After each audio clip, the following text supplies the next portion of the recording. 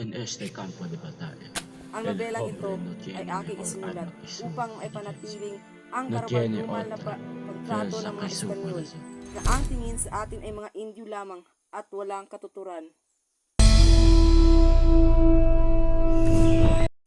Mga kaibigan, lubos kong ipinakilala sa inyo ang dahilan ng pagsasalong ito, ang anak ng nasira kong kaibigan, si Don Crisostomo Ibarra.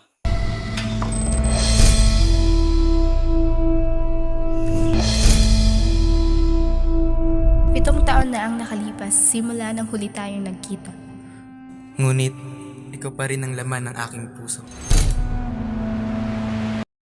Ang meron kang nalalaman sa pagkamatay ng aking ama, maaari ba ninyong sabihin sa akin? Namatay ang iyong ama sa loob ng bilangguan.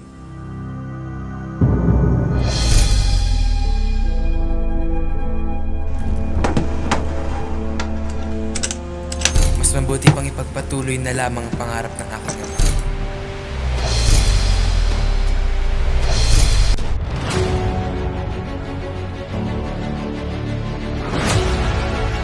Akalain mo, isang inusit hindi sumusunod sa batas ng simbahan at tama lang na mamatay ang iyong ama.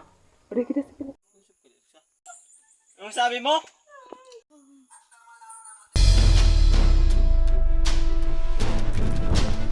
Don Crisostomo Ibarra, ikaw ay nahatulan ng ex-mo.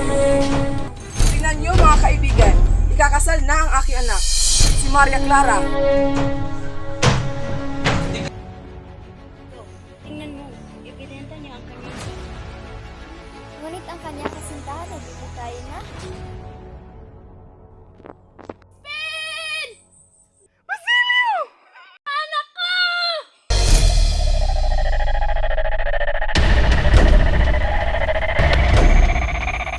Takbo!